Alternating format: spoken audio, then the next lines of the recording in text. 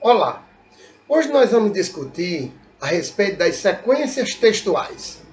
Mas antes vamos analisar alguns desdobramentos do texto. Pois bem, certamente você já deve ter ouvido falar em textos formais e informais, literários e não literários, verbais e não verbais. O que seria um texto formal? Texto formal é aquele cujos padrões de elaboração são mais rígidos, mais criteriosos, diferentemente do texto informal, que já trabalha com a linguagem de forma mais natural. A linguagem flui de uma maneira mais simples.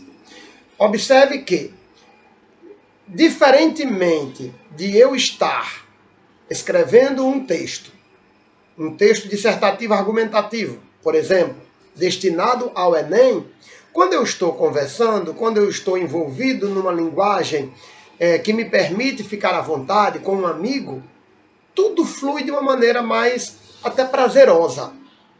Então, o texto formal é um texto que adota critérios mais rígidos, é um texto que apresenta uma certa complexidade, diferentemente do texto informal, que é um texto mais simples.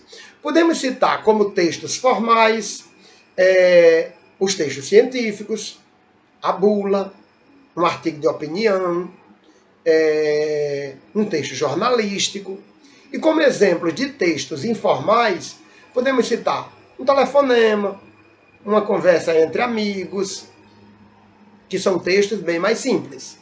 Agora, é preciso compreendermos que, devido a um certo prestígio social que o texto formal adquiriu, as pessoas equivocadamente pensam que o texto formal é um texto correto e o texto informal é um texto vulgar, é um texto incorreto.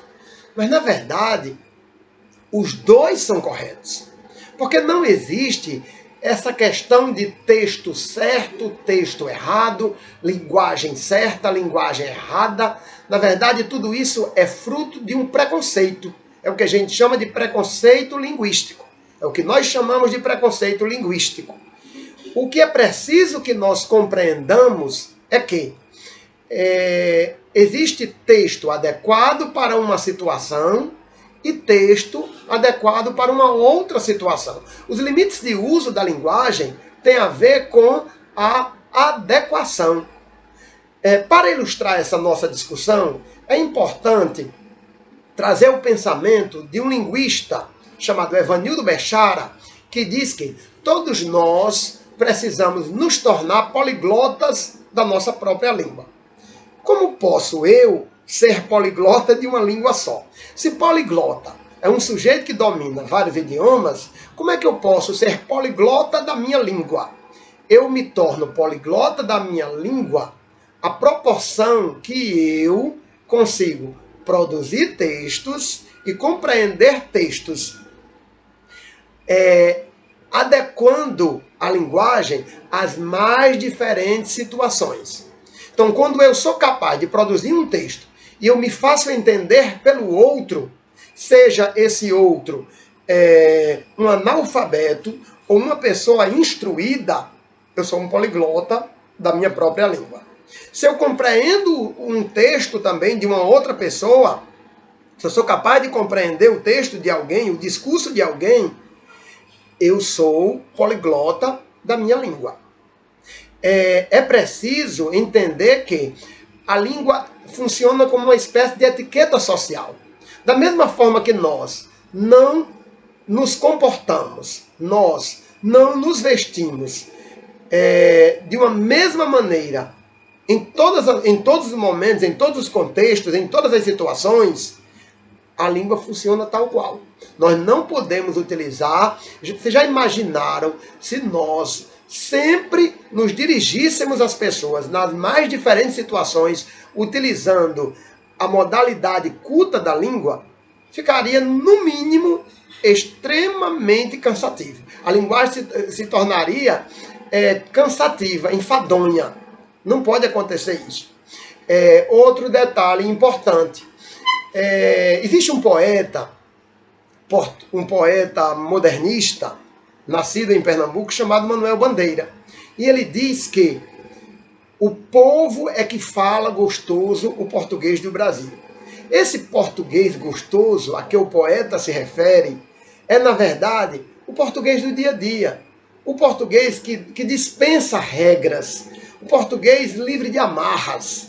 E aí é esse português que nós utilizamos no dia a dia, né? É um português de uso recorrente, diferentemente daquela língua portuguesa que nós herdamos, né, do povo lusitano, daquela língua presa aos padrões elaborados pelos portugueses, né, os padrões lusitanos. Continuando, o que seria um texto literário e um texto não literário? Texto literário é aquele que adota padrões específicos, como, por exemplo, os recursos estilísticos, o uso de figuras de linguagem, a subjetividade, né, o meu eu dentro do texto. No texto literário, eu posso dar vazão à minha imaginação, já que se trata de um texto fictício. É uma criação literária, é uma invenção, diferentemente do texto não literário, que basicamente é um texto que prima pela informação. Então podemos citar como exemplos de textos literários a parábola, a fábula, a crônica, o conto, a poesia. E como exemplos de textos não literários, podemos citar o artigo de opinião, podemos citar o texto científico, o texto jornalístico, são exemplos de textos não literários. Resumindo, texto literário assume um compromisso com a arte, texto não literário assume um compromisso com a informação. E, por fim, temos o texto verbal e o texto não verbal. O que é um texto verbal? Texto verbal é aquele que adota a palavra como matéria-prima. A palavra, seja ela falada ou escrita. Todo texto falado ou escrito, todo texto que utiliza a palavra, constitui um exemplo de texto verbal. Agora, se o texto trabalha com os aspectos visuais, aí nós já temos o texto não verbal. Então, uma imagem é um texto não verbal. As próprias placas de sinalização do trânsito são exemplos de textos não verbais. Mas aí também alguém já deve ter pensado no seguinte: e aqueles textos que envolvem palavra e envolvem elementos visuais? É o que nós chamamos de texto misto. A história em quadrinho, o gibi, a charge, a tirinha, são exemplos de textos mistos. Mas agora vamos partir para uma discussão em relação a nossa discussão em relação às sequências textuais. Mas antes eu gostaria de estabelecer uma diferença entre o que seja sequência textual, tipologia textual e gênero textual ou gênero do discurso, como também pode ser chamado. A sequência textual vai apresentar um certo padrão, uma certa estrutura formal que não pode mudar. Diferentemente dos gêneros textuais, que são propostas discursivas, que evoluem, que mudam, que podem passar por transformações, e que também são propostas discursivas que cumprem um papel social. As sequências textuais se caracterizam pela estrutura formal, enquanto que os gêneros não. Os gêneros são propostas discursivas que cumprem um papel social. Um outro ponto que nós podemos usar para diferenciarmos as sequências textuais e os gêneros textuais é que as sequências textuais constituem um número finito. Temos 6 sequências textuais, diferentemente dos gêneros que são milhares e podem surgir novos gêneros à proporção que o tempo vai passando. Até porque a língua não parou no tempo. Se a língua não parou no tempo, por que não surgir mais gênero? Existe um filósofo da linguagem chamado Mikhail Bakhtin, que diz que a língua vive e evolui historicamente na comunicação verbal. Então, se a língua vive, se ela não está morta, como o latim, por exemplo, por que não podem surgir inovações? Por que os gêneros precisam ficar congelados? Não. Na verdade, os gêneros vão mudando, eles podem mudar, certo? Então, as sequências textuais constituem um número finito, enquanto que os gêneros são milhares. E essas sequências textuais se dividem em texto narrativo, descritivo, dissertativo, expositivo, dialogal e injuntivo. O que é um texto? Vamos começar pelo dialogal. O que seria um texto dialogal? Como o próprio termo já diz, texto dialogal é aquele em que se estabelece uma relação dialógica entre os falantes. Uma conversa. Podemos citar o telefonema, uma conversa entre amigos. Podemos dizer que esses textos são textos dialogais. Uma história em quadrinhos, uma charge, texto dialogal. E o que seria um texto narrativo? Texto narrativo é aquele, como a própria palavra também diz, é aquele que narra, é aquele que vai fazer um relato de acontecimentos. E tanto ele pode ser fictício, como ele pode fazer relato de um fato. O texto narrativo contém alguns elementos que são de grande importância. Um deles é o enredo, é a própria história, é a trama. Outro elemento é o personagem. Os personagens são os elementos responsáveis pela ação, né? Pela ação que é desencadeada dentro do texto. Um outro elemento é o espaço, onde os fatos acontecem. E é o tempo, que é o fator, o elemento que vai nos situar em relação ao aspecto cronológico.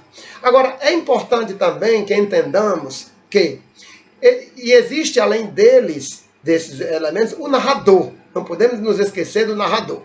O narrador pode ser narrador em primeira pessoa, que nós chamamos também de narrador personagem, e narrador em terceira pessoa, que nós também chamamos de narrador observador. O narrador personagem cumpre dois papéis dentro da narrativa. Tanto ele é personagem, como ele também narra a história. Enquanto que o narrador em terceira pessoa, ou observador, ele só é como se fosse alguém que estivesse observando de longe tudo o que está acontecendo. Um outro detalhe, existem narrativas, vocês já devem ter percebido, que acompanham, que seguem uma sequência lógica, uma sequência cronológica, uma sequência temporal. E existem narrativas que são atemporais, que começam não obedecendo a essa linearidade dos fatos. Se vocês tiverem a oportunidade, por exemplo, quem já leu ou quem se interessar daqui em diante, e quiser ler a obra Memórias Póstumas de Brás Cubas, do grande escritor realista Machado de Assis, vocês vão perceber que a história não começa pelo início, não segue uma sequência lógica. A história começa exatamente pelo fim. É o que nós chamamos de narrativa alinear. Pois bem, então já expliquei o texto dialogal, já expliquei o texto narrativo. Um fato também importante, é algo que é importante lembrar, um fator que é importante lembrar, é que não existe texto puro. Então você pode ter um texto narrativo com diálogo. Você pode ter um texto misto. Você pode ter um texto narrativo envolvendo também um aspecto descritivo. E por falar em descrição, o que seria um texto descritivo? Texto descritivo é aquele texto que retrata aspectos que identificam algo ou alguém. E essa descrição pode ser objetiva e subjetiva. O que é uma descrição objetiva? Descrição objetiva é aquela em que a pessoa que está descrevendo se prende a elementos físicos acerca daquilo ou daquele que está sendo descrito. Diferentemente da descrição subjetiva, quando as pessoas quem está descrevendo já se deixa envolver pela questão da emoção, pela questão da afetividade. Eu posso descrever, por exemplo, a minha escola, a escola em que eu estudo, tanto do ponto de vista físico, mostrando a questão da infraestrutura, tudo isso, como eu posso também me deter a tudo que essa escola representa para mim.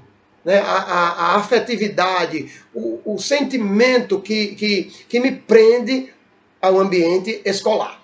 Então eu expliquei texto dialogal, texto narrativo, texto descritivo. Vamos para o texto injuntivo. O texto injuntivo é também conhecido como texto instrucional. É um texto de caráter prescritivo.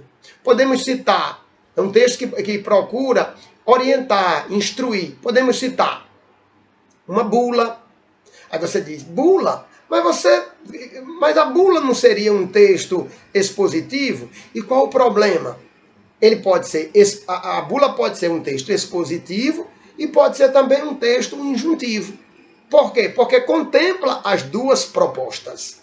Então nós temos a bula como um texto injuntivo, porque é um texto de caráter prescritivo. Ali se orienta em relação às reações adversas que o paciente poderá ter, se orienta em relação ao modo de usar aquela medicação, enfim, há uma preocupação com a questão da orientação. Manual de instrução, horóscopo, bula, receita culinária, todos esses gêneros fazem parte da sequência injuntiva. É muito comum no texto injuntivo nós percebermos a presença do modo imperativo, do verbo no modo imperativo. Então vamos agora, expliquei texto narrativo, descritivo, dialogal, injuntivo, vamos para o texto expositivo. O texto expositivo é aquele que expõe dados, informações. A notícia é um texto expositivo.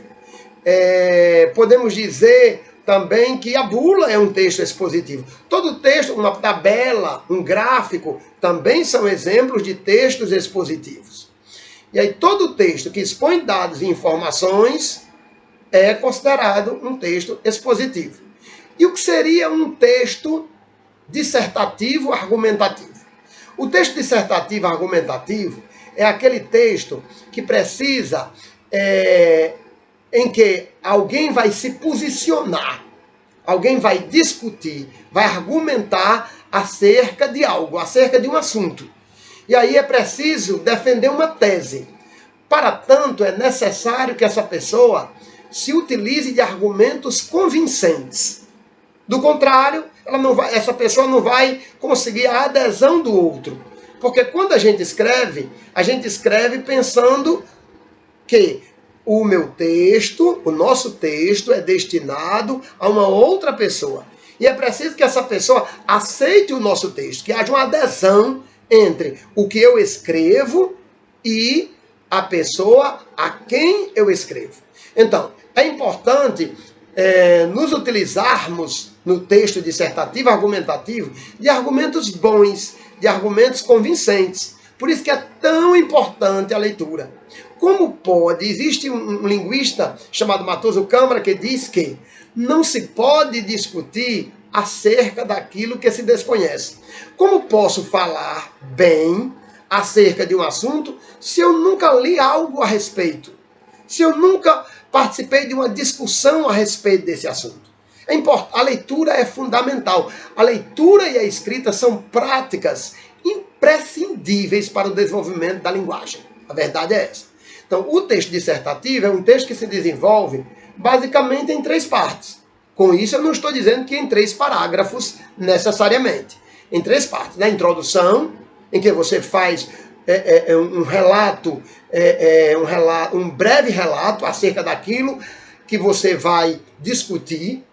O desenvolvimento em que você já vai ampliar a discussão, em que você vai trabalhar, você vai fazer um confronto de informações, você vai fazer um paralelo, uma comparação, você vai discutir, você vai mostrar causas, consequências, e aí vem a conclusão, que é o fechamento do texto.